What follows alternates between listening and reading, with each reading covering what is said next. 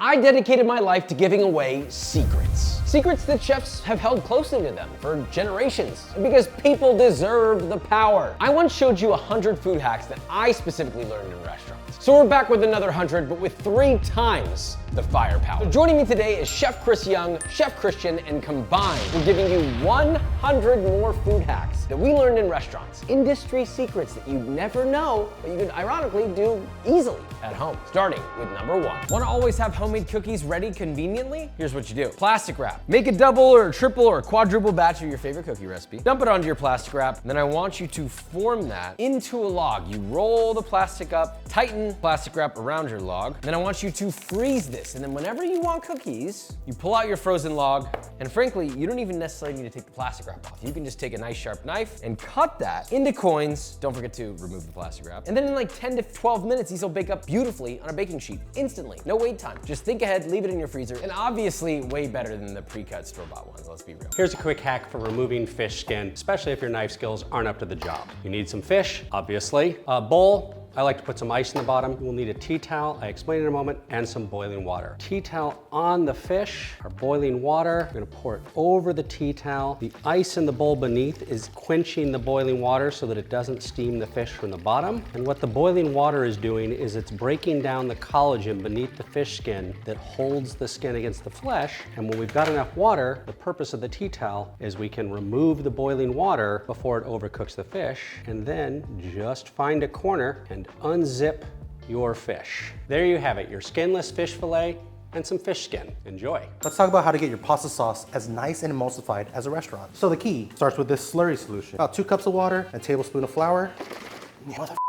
You're gonna add this to your water before you even put your pasta in there. This starchy water is key to a thicker consistency for a better emulsified sauce. Struggling to get your chicken skin crispy before it burns? Start with a cold pan. Chicken skin dried off. Down in our cold pan. Set over low temperature. Season with salt. And over the course of a few minutes, the fat will slowly render out. It'll begin to crisp, and then just let it cook for another 1 to 2 minutes, or until crispy. Turn up the heat to medium high, flip, and look how crispy that is. Let it cook on the other side and it'll cook through. And that just might be the crispiest chicken skin you'll ever have.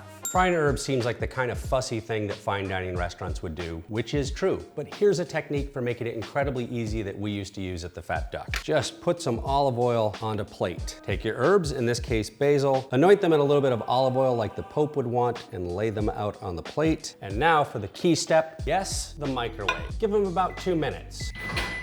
These will be a little pliable when they come off the plate, but they will crisp up very quickly as they cool. Be sure to add a little salt. Nice little beautiful basil-y piece of stained glass.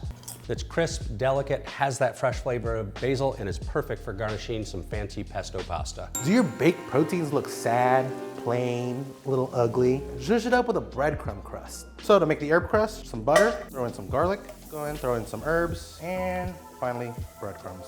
Saute till nice and golden. Brush a little mayo on your protein. Even coat, even coat. Mayo is gonna act like a glue. Take your protein, dip it in your crust. Herb crust, beautiful.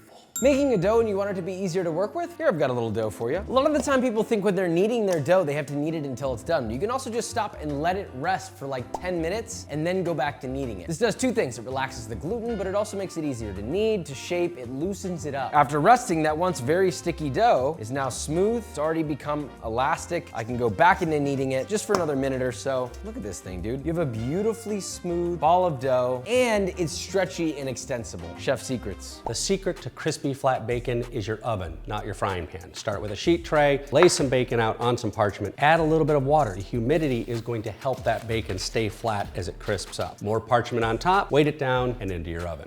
You want to be patient about this, 250 degrees Fahrenheit, and just wait. That low temperature steaming and then frying in its own fat is going to make it crispy. About an hour later, look at that bacon. Look at how flat it is. Look at how perfect. It's a bacon emoji. It's AI generated bacon. You wanna get rid of pesky red stains from your Tupperware? Here's a hack. Put a little dish soap, a sponge, and some warm water, close it up, and shake it. Comes right off. No red stain. You crack an egg. Oh no, oh dang it. Eggshell got in there, what the? 2 hacks for 1. Number 1, dip a finger, 2 fingers really, in some water, and you get your eggshell out much more easily. Now another hack for you, another eggshell somehow has a magnetic power. You can also get that out. I actually like this method a little bit more, using your former eggshell you then cracked your egg in there with to retrieve your broken eggshell. Now you got clean eggs. Yikes. If you've bought some picked crab or you're picking some crab yourself, there is nothing worse than biting down into a crustacean shell. It can be really easy to miss those little pieces, but there's a secret. Get yourself to Amazon, buy one of these. Blacklight flashlight, check out what happens. We're gonna take these crustaceans to a club. You can see under the blacklight, any bits of shell fluoresce under the blacklight, making it easy for me to spot them and pick them out so that we can enjoy our crustacean without a trip to the dentist. Our nice delicious crab and the crustacean shells have been picked out. When baking, always use grams. And how do you measure things in grams? Well, a scale, for two reasons. Number one, for accuracy. So I need 580 grams of flour, I'm gonna get exactly 580 grams of flour. But the other reason, and the biggest part of this hack that people don't think about, I can measure directly in the thing that I'm mixing everything. Instead of having to have a cup here, a cup there, a bowl here, a bowl there, everything can just be measured in grams in one place. Go get a scale, if you can. Nobody wants to deep fry at home, but everyone loves deep fried French fries. Here's a way to take frozen fries and make them not suck with your microwave and an air fryer. Start with some frozen fries. This works best for thick steak cut fries. Add some water just to start to thaw the surface, about 30 seconds. Drain that water off, put a lid on, and here's the secret. This is the part you have to do. These are gonna go into the microwave. We are gonna cook these through until they are practically falling apart because that's what's gonna make them light and fluffy on the inside. That is the secret to making them crispy in the air fryer. Into the microwave. We're gonna give these about 5 minutes. Potatoes out, careful they are hot. Got a little bit of a vacuum there, we'll just release that. Plenty of steam. Make sure this lid is on snug and go to town. Into the air fryer basket. Do not overcrowd your air fryer. Do not put a liner at the bottom. That makes the air fryer not work well. Into the air fryer, maximum temperature, about 15 to 20 minutes, shaking it every so often just to keep turning them over so they get crisp everywhere. Fries done, but not quite yet. They need to be seasoned or they're not delicious. They need to be anointed with the blessed beef fat. So crispy, so light and fluffy on the inside. One of the best fries I've ever had. Whoa! This is air fried? Microwaved, air fried, these are frozen fries. These are almost as good as the triple cooked chips we made at the Fat Duck with a fraction of the effort. I'm actually gonna use this one. Banger. Don't have a dry ager? I got a hack for that. Fish sauce, brush, and a steak. And brush. Flip it, brush. Put it in the fridge for at least an hour. Easy funk, easy hack. Got a little Parmigiano triangle, if you will. But you're always left over with the rind. What are you gonna do with it? You can eat it. Here's how. You're gonna take a Parmesan rind. This has been cut all the way down. You'll take the sharp end of a knife and just lightly scrape the rind. I'm gonna do it just in case there's any ink on it. Pop those onto a plate, and then we're gonna put them in the microwave. So after a beautiful 2 minutes, you have a Parmesan crisp, if you will. Cheers. It's like the ultimate Cheez-It. You have leftover Parmesan rinds. At least there's something you can do with them. You can eat them. If you've got some dry ice, you can turn a stand mixer into an ice cream machine. Start by taking some dry ice and bashing it into a powder. You want small pea-sized pieces. Stand mixer. Add our sorbet base. Start on low speed. We're gonna put the dry ice in. The dry ice is going to freeze the sorbet as it stirs. Biting down on a piece of dry ice is a trip to the dentist. So after you've churned it, put it in the freezer for 30 minutes to harden and allow any final pieces of dry ice to finish dissipating. We got our sorbet. You can carbonate anything with dry ice, like fruit. You just need a cooler. Take a container of dry ice. We're gonna put the dry ice in a corner, uncovered. Then we're gonna do some fruit. We need to let the CO2 sit in here for a couple of minutes so that it pushes all of the air out and fills us with CO2. Put the lid on, leave it cracked. You can tell it's ready if you stick your head in and take a breath and it feels like you're on fire. That's because it's all CO2. So wait until it's too difficult to breathe. Then we're gonna close this up and wrap it tight. I'm gonna leave this overnight. Whoa! It's literally like a little mimosa in your mouth. Try a banana. I don't like seeing the inside of my banana move, so I'm gonna draw the line there. This is so good. It's like spicy fruit. The kids are gonna love this one, dude. Food science. Does stuff stick to your knife when you're cutting it? Just wet your knife before you cut that sticky stuff. For example, cutting sticky fruit sucks, dude. It's always stuck to my knife. So if you wet your knife, it's gonna glide right through it. Promise. Voila.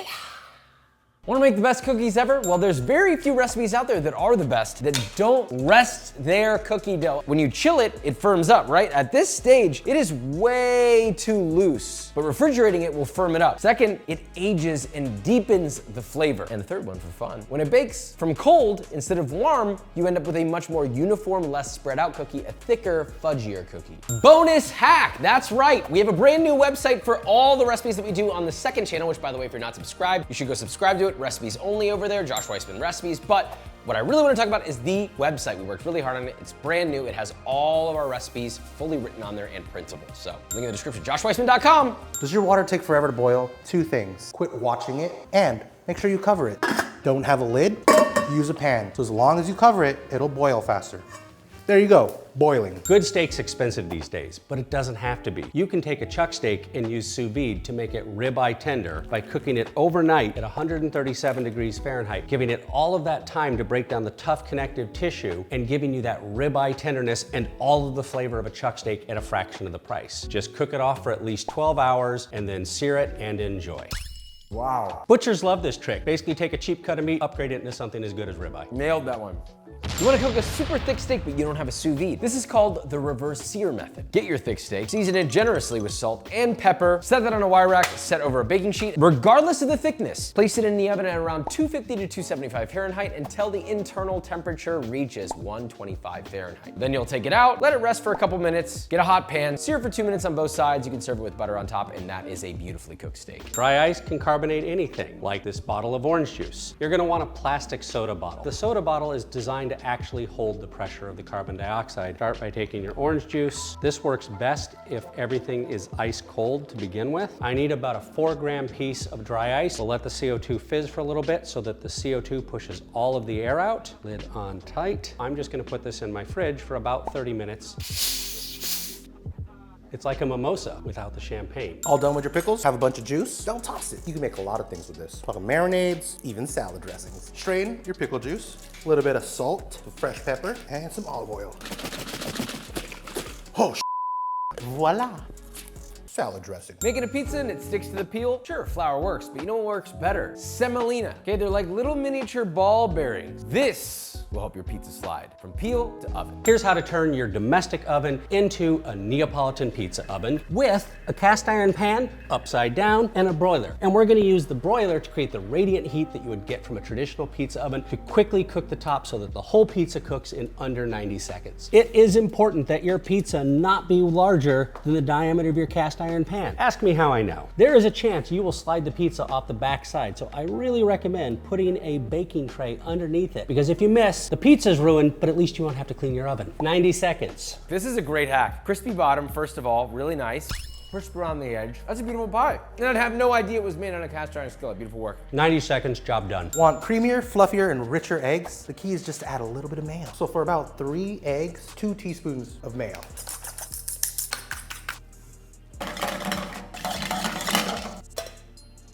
Let's start with maybe the normal one. So good. Classic. Oh, I don't even taste the mayo. Texturally though, it is very different. It hits way better. You ever go to a restaurant and you see those nice little cheese ribbons on salad? You might think, oh, they take a knife and they... No. You can do that, but I think a lot of people have one of these. Instead, use a vegetable peeler on your cheese and guess what you get? Stunning, beautiful ribbons of cheese. I mean, look at this. Any hard cheese this will work with. Parmigiano, Pecorino, an aged Gouda, so on and so forth. Want to cook a great steak faster, more evenly, and with an amazing crust? Flip it every 30 seconds. Boil the steak a little bit rather than the pan. You'll get less smoke into the pan, laying it away from you. If you leave the steak alone, the top is essentially staying cold the whole time, but you reach a point where heat can't go into the bottom of the steak any faster. So by flipping it every 30 seconds, we're bringing heat to the surface of the steak as quickly as we can, turning it over, letting this side rest while heat still penetrates. So we're effectively cooking it from both sides at the same time. You're gonna get a lot more carryover cooking. So if you want a rare, medium rare steak around 130 Fahrenheit, you're gonna need to pull this off when its core temperature is 105 and let it rest so it coasts all the way up. Don't have measuring cups available? Deli cups. If you don't have these, go get them. Half pint, 1 cup. Pint, 2 cups. A quart, 4 cups. Easy. Don't have a half pint? Fill a pint in half. Quick math. Want to rise dough faster, but you don't have one of those expensive proofers? Don't worry, just put it in an empty oven or even a drawer with the light on and a mug of hot water. Close that, let it proof. It'll probably proof twice as fast. Here's a way to make a Slurpee without a frozen carbonated beverage machine. You're just gonna need some Coca-Cola. Just take an empty bottle, add the sugar, add the guar gum, add the pectin, and add the yucca powder. Blend them together by shaking. You wanna add the Coke to the powders, not the other way around. Stir that up, pour your syrup in slowly. so that you don't get too much fizzing. We've got our Magic Slurpee ingredients inside our carbonated Coke. Just give that a good shake. Gently crack it to let any air out. Tighten it back down. And this just needs to go into the freezer for a few hours. Give it a shake every hour or so to help break up those ice crystals. So this has been in the freezer for about half a day. It's nice and frozen. I'm giving it a good shake to break up the ice. It should feel like you're shaking wet sand. And just gonna crack this open. A little bit of an overflow. It's a Coca-Cola Slurpee. Is your sauce too thin and you don't want to deal with a roux? Use a cornstarch slurry. It'll thicken up real quick. Water, cornstarch. Whiskey business. Drawing from Asian cooking techniques, it's way easier than making a roux, and it works on a variety of sauces. I got another hack for you in the middle of this. You ever rest your meat and it somewhat overcooks by it sitting on the countertop? That's because the heat is pressed up against the board, essentially suffocating. It doesn't allow for airflow. So instead, rest it on a wire rack set over a baking sheet. This will allow air to circulate so it can cool a little bit and not continue to cook. The secret to a perfect French fry is a perfect potato. Big fast food companies can demand their potato suppliers give them perfect potatoes. You buy whatever potatoes are left at the supermarket. What makes a potato perfect? The right amount of dry matter content. How do you measure it? You just need some salt brine. 120 grams of salt for every liter of water, and then you just put your potatoes into the brine. Potatoes that sink have the right amount of dry matter content. Potatoes that float are floaters, and floaters are never good. Get rid of them. Use them for mash. Just sort your potatoes into mash and perfect for French fries. Now take these potatoes, slice them up, blanch them, and double fry them because that makes for a great French fry. Does your at-home pasta not taste as good as the restaurants? The key is salty water. No. How do you know if it's salted enough? You taste it. If it's as salty as the ocean, you're good to go. Before you sear your meat, always dry it off completely with a paper towel, then put it in the pan. If you have a wet piece of meat, you will not get a good sear. That layer of liquid then has to evaporate before the heat even gets to the surface of your meat, and by then, it's boiled the meat and you'll flip it over and it'll be gray, it won't have a great Maillard or browning. Make your sorbet fruitier using fructose. Just start with about 500 grams of ripe strawberries, 100 grams of fructose, 5 grams of malic acid to make it juicier and more delicious. And here's my secret if you're making this for adults. Some Angostura bitters. The alcohol in the bitters is gonna make this punchier and the flavor is delicious. About 50 grams. Blend that up, pass it through a sieve. You can turn this into a sorbet just by freezing it in a Ninja Creamy canister because who doesn't have a Ninja Creamy these days?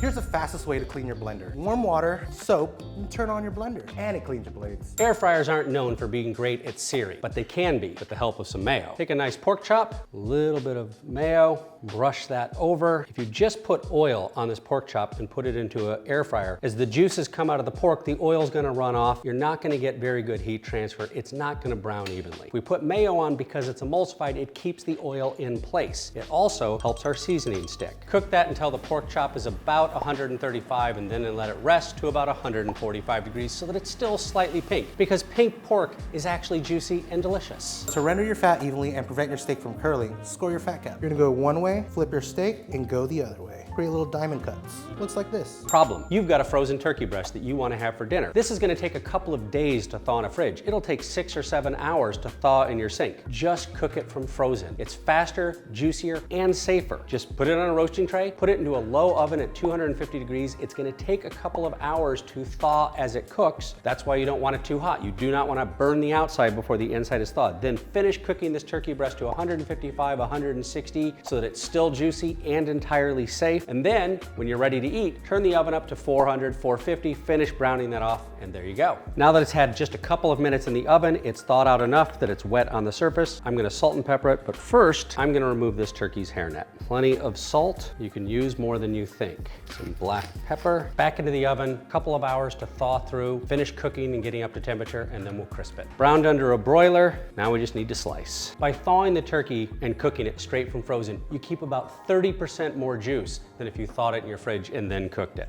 That's about as good as turkey gets. Having a hard time cutting cinnamon rolls with your regular knife? Well, you actually don't even need a knife. You just need unflavored dental floss. You're gonna wind it in between your fingers, find the thickness you wanna cut it. I'll say like right around here is a good thickness, right? You're gonna put the floss underneath the dough, bring it around. So now they're crossing each other, and then you're just gonna pull both sides all the way through and across. Beautiful little cut right there, bro. This is by far the best method to cutting cinnamon rolls I have ever found. It blows my mind every time. See, when you use a knife, this happens, right? You sort of squash the layers together as opposed to keeping them nice and intact. Sure, if your knife is really sharp, you might be able to saw away at it, but even then, you're still kind of crushing the layers. You see how compacted the cinnamon sugar is here versus here? You really want it to be loose. You really want it to have some breathing room. Okay, so you're gonna go to the trouble of deep frying at home. You've got your fresh oil hot and ready. The problem is, fresh oil doesn't fry very well. The best oil is oil that is somewhat broken in. How do you break your oil in? Save some used oil and pour a little bit of that used oil into the fresh oil. The used oil has plenty of the natural emulsifiers that are formed when oil is used. Adding them to the fresh oil is gonna help it fry your food better, so you get a golden brown, even crust and none of that splotchiness. And now, this oil is ready to fry some great battered fish. Gluten is the enemy of crispy batters. Vodka is the secret to a better batter. Here's how. 200 grams of all-purpose flour, 200 grams of rice flour, makes it crispier, a teaspoon of baking powder. So I'm gonna stir my vodka into my dry ingredients. Since this is gonna be for fish, I'm gonna add about 300 milliliters of beer. This should have the consistency of a thin pancake batter. Then into my batter and into some frying oil that's been broken in at about 400 degrees Fahrenheit. Look at that. Got these extra crispy bits here. That fish is gonna be perfect on the inside, and that is light and delicate, not gonna be stodgy at all. That fish is still juicy in the center, perfectly cooked, and my batter isn't doughy, it's just crisp and delicious all the way through.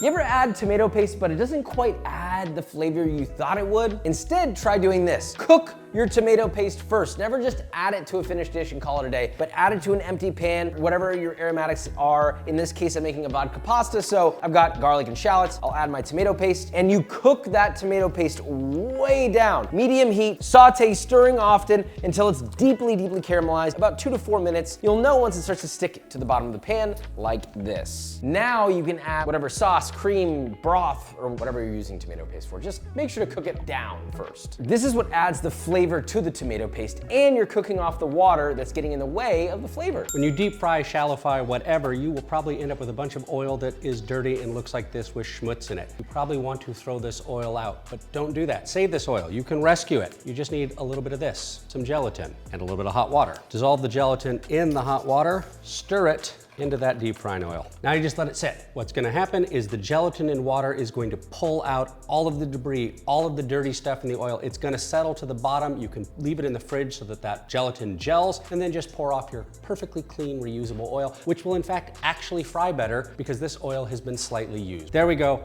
All of the schmutz, all of that gelatin and water has settled to the bottom, leaving us with very clean oil on the top. I could leave this in the fridge and let this gel and solidify, but if I'm in a rush, I can just pour the oil, use a strainer to catch any loose bits that happen to come through. And there we go, clean, refreshed oil with the help of a little bit of gelatin, ready to fry a second time. Don't want to damage your nice countertops, but you got a lot of crumbs? Use a squeegee.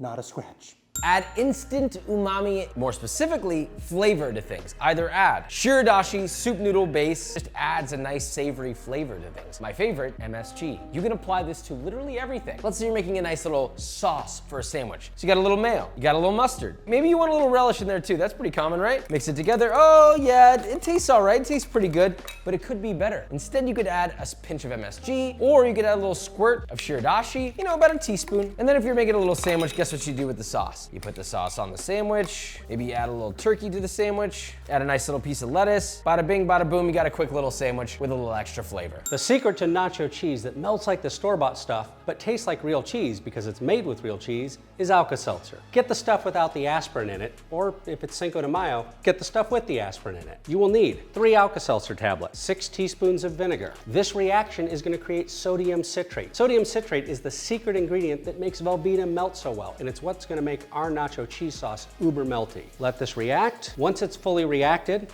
we just add it to a sauce pot over low heat. We add 6 ounces of cheese, a little bit at a time, just like you're making fondue. Let that melt slowly. Water, add enough to the consistency you like. You can make it as thin or as thick as you want just by adding more or less liquid. Cheese doesn't melt like that without sodium citrate, and you can either buy sodium citrate or you can make it with Alka-Seltzer. There is your own nacho cheese sauce that tastes like real cheese with a little help from Alka-Seltzer. Groceries are getting expensive, so this is how you keep your food costs low at home. You can take your leftover scraps, put them in a jar, and save them for soup or stock. All these scraps are gonna add a huge depth of flavor to your stock. Dredging chicken, your hands get all clumped up and messy and it just gets harder and harder to dredge. The hack is use one hand for dry stuff and the other hand for wet stuff. Never mix the two. So I'll take my wet chicken and put it in my dry batter, then I'll swap to my dry hand, coat the chicken with flour, and then toss it. To coat fully and beautifully, then have a nice coated piece of fried chicken. Now, if you mix the two, if I decided to dredge this chicken and then reach back over here with my floury hands, dunk them back in, and then go back over here and then dredge again with yet again the same hand, look what happens. Uh-oh! Just try to do your due diligence and,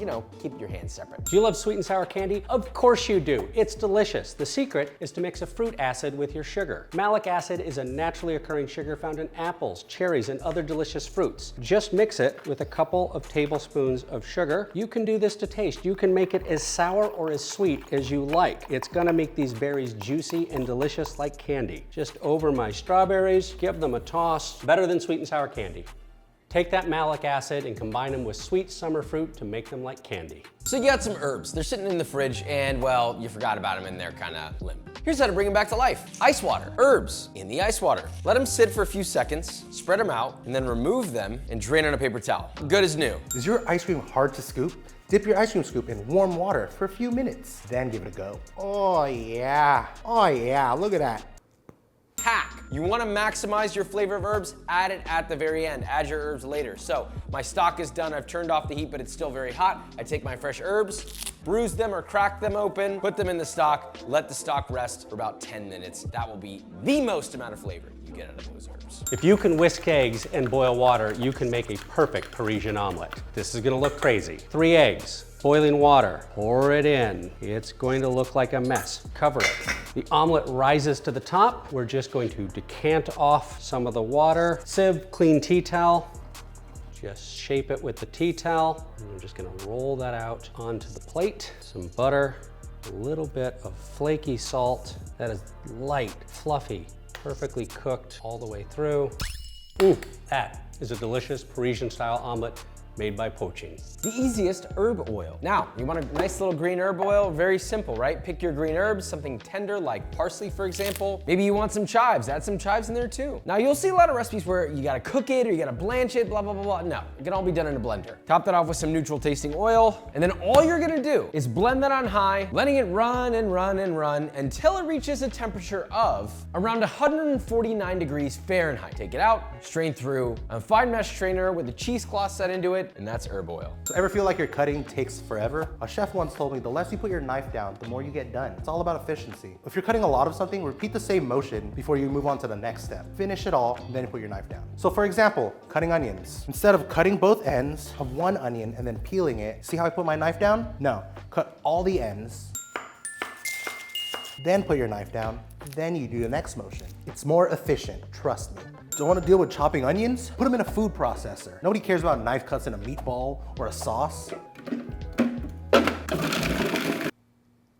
Have you ever wondered how they take mandarins that look like this and turn them these perfectly pith-free jewel-like mandarins in a can? The secret is a helper enzyme, Pectinex. Let me show you the trick. Start by peeling the skin off your citrus fruit. You can leave them whole or break them down into individual segments. I'm gonna add just enough water to cover while weighing the amount of water I added, in this case 400 grams, and I'm gonna add 1% of Pectinex by weight, so that's 4 grams. Cover that with a lid, give it a swirl to stir the enzyme around into the water.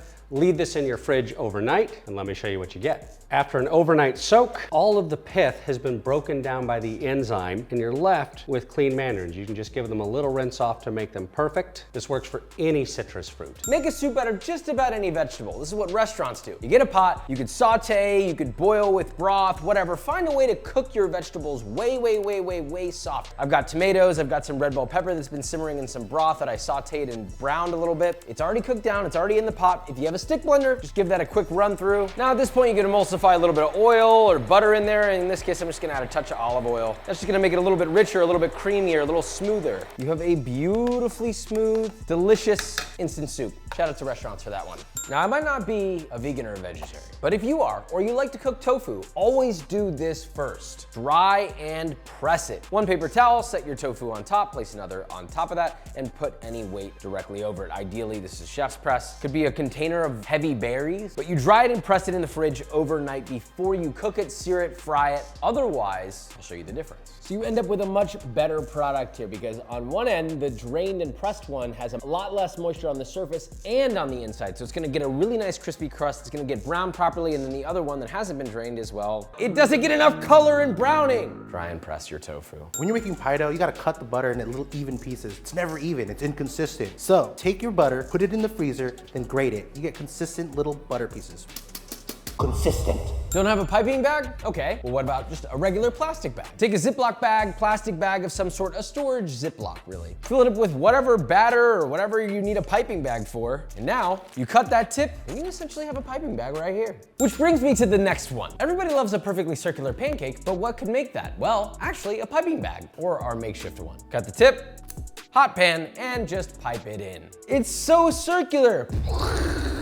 Sous vide has a reputation for being too slow. These chicken breasts take over an hour. Way too long for a quick meal on a Tuesday night. Not anymore, not with this simple technique. If you want your chicken breasts a nice, juicy, delicious at 155 degrees, start with your water bath 20 degrees hotter, 175. Drop your chicken breasts in. Don't worry, they're not gonna overcook. By setting the water bath hotter, we're getting the chicken breasts up to that sous vide temperature without having to wait around forever. When the timer goes off, just turn the bath down to a couple degrees above your target temperature and add some ice to get that bath down to that temperature so that you don't overcook your breast. By starting hotter, you're getting the surface temperature of the chicken breast up to the sous vide bath temperature faster, saving you all that time and getting these chicken breasts done in half the time of traditional sous vide. And there you go, sous vide chicken breasts done in 30 minutes, not an hour. And all these need now is a quick sear off on the grill. These are 2 hacks for 1. Caramelizing onions significantly faster. If you're doing a caramelized onion, normally they take about an hour to do. So instead, here's what you do to kickstart it. Hot pan, a little bit of oil or butter, your onion. A lot of the time people would salt it and then you cook it down, you let the natural sugars caramelize. But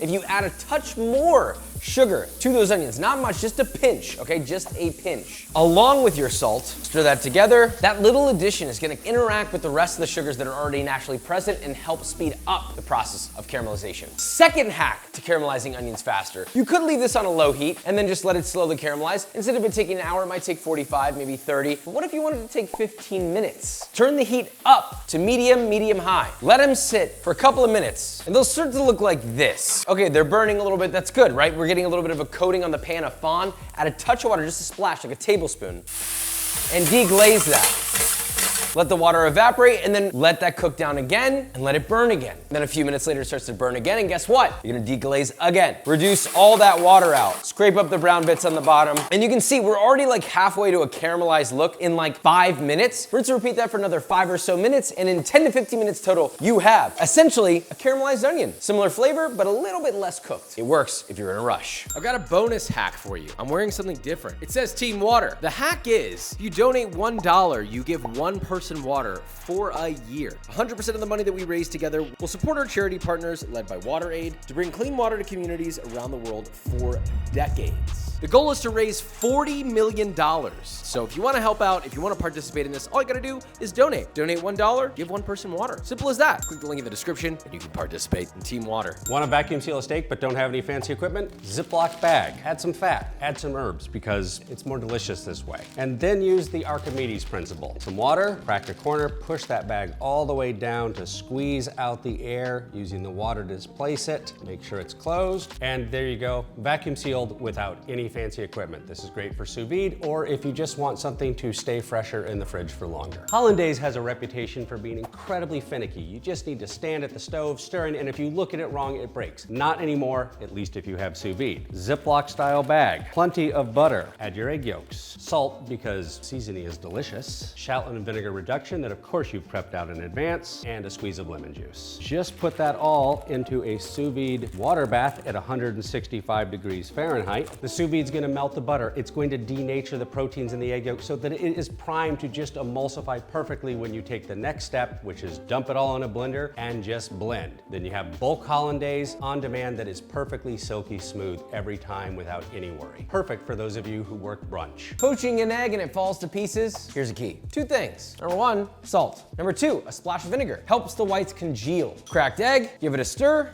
and drop your egg in. There you go, perfectly poached egg. Do you have a stained and smelly cutting board? Use lemon and salt to make a scrub to refresh and clean it. So throw some salt on your cutting board, squeeze a little bit of lemon juice, open up your lemon, just go to town. The salt works as an abrasion, the lemon works as a refresher. Clean and fresh. This is a big one. Whenever you're cooking, always have a dry towel and a wet towel. Why? Maybe your knife is a little dirty. Wet towel to clean it off, dry towel to dry it off. You always are prepared for any situation. Dry towel for dry ingredients like breadcrumbs, and a wet towel for wet ingredients like umami sauce. Shout out to Kimono Mom. Wipe that up. Oh no, this is dirty.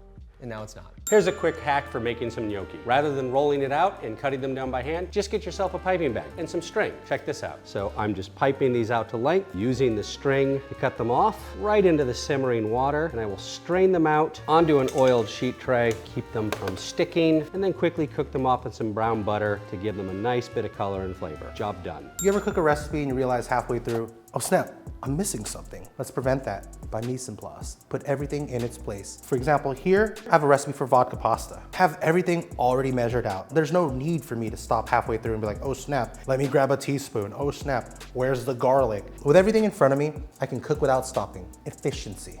Here's how to char peppers quickly. You could use a broiler, you could just kind of bake them in a high temperature, but the best, fastest way is directly over an open flame, whether that be a campfire or on a grill or directly over your kitchen stove. Turn your kitchen burner on maximum heat and place your pepper directly on top of the grates. Want to speed that up even more? You could even add a blowtorch in the equation if you have one. This will char your pepper much faster.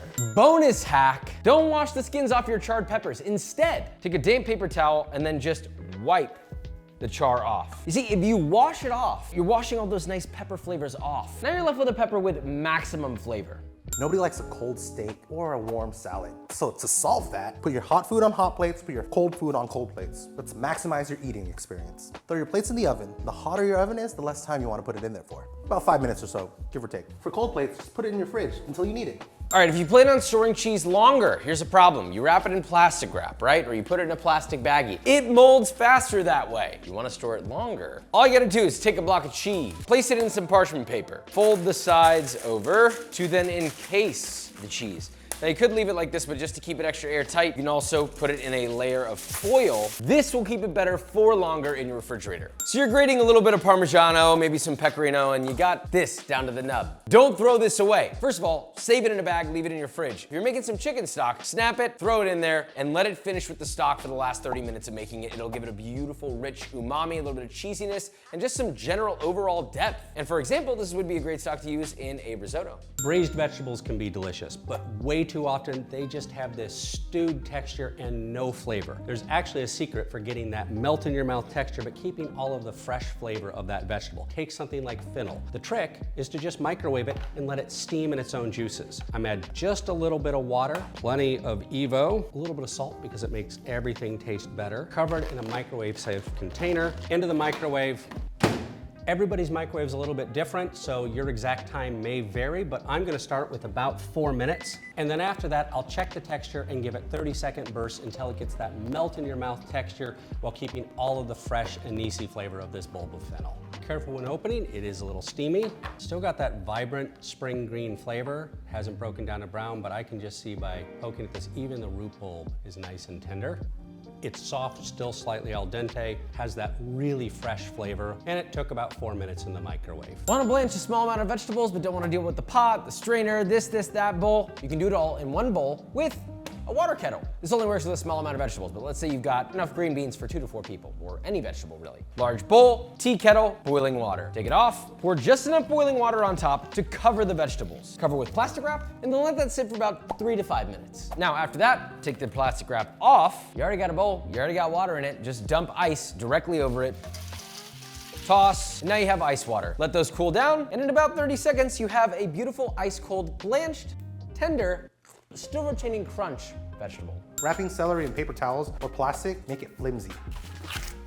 Wrap it in foil. The foil helps retain the moisture, allowing your celery to stay crispy. You ever make a cucumber salad and you let it sit and it just becomes a watery mess? Do this first. Once you've cut your cucumbers, before you dress them, first season them lightly with salt and then toss them together. Let them sit for about 5 minutes, then squeeze them and that'll drain them of their excess water, then dress them. Don't know when to throw away your food? Before you put your stuff away, label it with the date you're going to throw it away. Less thinking. Bread stales as it sits around. Stale bread sucks. It's easy to fix. When bread sits around, it actually gets heavier. It absorbs water out of the air and it tastes dry because the starch granules crystallize. We can undo that process and it's easy.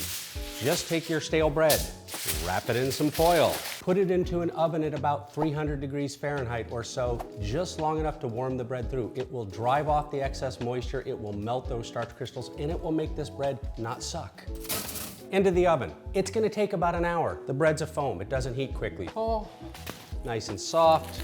Take the foil off. Let that cool a little bit before eating it, but there's your refreshed, no longer stale bread. Want to keep your mushrooms from being moldy and slimy? Store them in a paper bag, because plastic bags trap the moisture and they get all sticky. Paper allows the mushrooms to breathe, allowing a little bit more shelf life. Storing homemade sauces is messy and inefficient. I love my deli containers, but instead, store them in squirt bottles. If you store them in squirt bottles, it's the same concept. I mean, they're gonna stay completely airtight. You can leave them in the fridge. Now they store easily and they're immediately ready to use whenever you need to.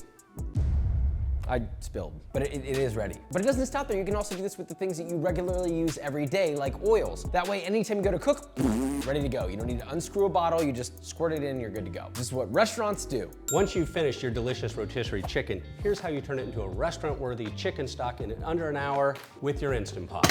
Yes, an Instant Pot. Chicken carcass in. If you got some remnants, scrape them in too. Don't worry if it's been in people's mouths. You're gonna pressure cook this. It's gonna be sterile. Add just enough water. You don't wanna quite cover it. There you go. Lid on. Pressure cook for about 1 hour. 1 hour later, strain that off. That is perfect for some chicken noodle soup. If you want this to be crystal clear, if you want to be fancy and make it a chefy consomme, all you need to do is freeze it. Get yourself an ice cube tray. Pour the chicken stock into the ice cube tray. We're gonna freeze this. I'm gonna show you how we ice filter this to get a consomme so clear you'd think it's chicken bourbon. Now that you've frozen your chicken stock, just demold them. Pile these into an appropriate device with a coffee filter. There you go, just stack them up. This is gonna go into the fridge overnight. As the ice thaws, it's going to self-filter, self-clarify, self-concentrate into chickeny, clarified deliciousness. If you want clear and better tasting stock, you have to skim the impurities. So right off the top, all those impurities suck up your flavor that you want to keep. You're looking for that scum, cloudy, nasty stuff off the top. All you gotta do is just skim it with a little strainer. Do this throughout your whole cooking process and you'll have a clear, flavorful broth. I'm a firm believer that a rice cooker is the end-all be-all of great rice. But what if you don't have a rice cooker? You don't want to buy one? Well, if you have a pot, here's how you do it. Rice into your pot. We're gonna fill this with water. You're gonna get in there, agitate your rice, carefully drain off the water, not to get any of the rice out. Fill it up again, and then just repeat that process until your rice water runs clear. Here's the real key. You're gonna then spread your rice out into an even layer that coats the bottom of the pan. And then from there, you're gonna add just enough water until when you touch the rice with your finger, that water comes just up to your first knuckle. Now, take that to the stove. Cover with a lid, bring it up to heat, medium high, and then bring it to a boil. And now once that comes to a boil, you're gonna take a lid, place the lid directly on top, and then cut your heat off and let it steam for around 20 to 25 minutes, depending on how much rice is in there. Then you can take the lid off, check it, make sure it's cooked through. If not, you can cover it and let it continue steaming until cooked through. Then once that timer's up, open up the lid. Looks like the rice is cooked, but first you always wanna check. So fluff it and always have a little taste. Make sure that it's cooked all the way.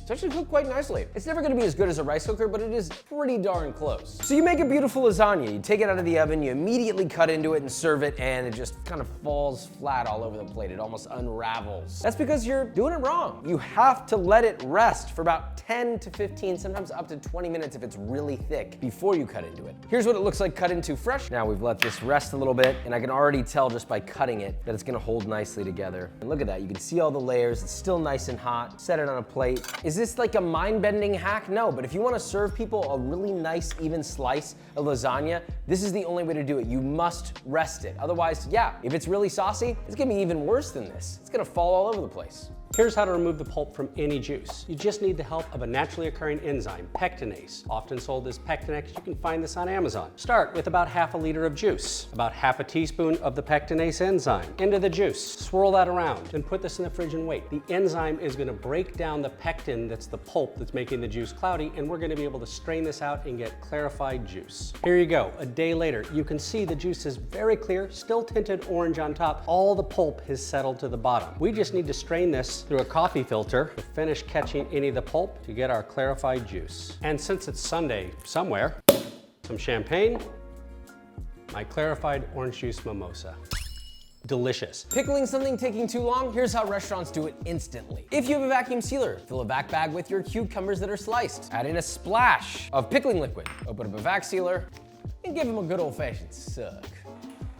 Not only do they look cool, but they're now instantly pickled. Cutting desserts can be really messy. To solve that, run your knife through some warm water and give it a wipe before each slice. Cuts like butter. Clean cut. For precision plating or precision anything in the kitchen, I get made fun of for this, but honestly, I got chunky fingers. Sometimes with all the caffeine I drink, I'm a little shaky. So, culinary tweezers, very underrated. So in the case of, let's say you're plating a basic crudo, you've got your nice herb oil on there and that looks all nice and pretty. But what about all the little things like carefully, daintily placing some jalapeno or some dainty herbs? All that is done much more effectively when you're using tweezers versus when I'm grabbing this and pinching this and trying to lay it ever so perfectly. The precise movements can be done with something much more precise. For easier meat grinding and to prevent the fat from emulsifying and melting, make sure your meat is cold and your grinder parts are cold. I put the grinder parts in the freezer. As you can see, the fat's still in pieces and not melted all over the place. If you're measuring sticky ingredients like honey, you ever pour it out and then all of a sudden there's like half of it's left in the spoon? Take a little bit of cooking spray and just lightly spray the inside. Add said sticky ingredient, and when you measure it and you pour it out into a container, it comes out significantly cleaner. So there's all the honey, here's how much was left, almost nothing. If you did it without greasing it, this is what happens. That's how much is left behind without the spray, this is how much is left behind with the spray. It's a hack, not a necessity, but might save you some fingering time. That's 100 more chef hacks, and I'm sure there are many more out there. I'm not claiming that we know all of them, but we're trying to provide some of the best ones that we think are out there, and you have them now. Love you so much, subscribe, bye.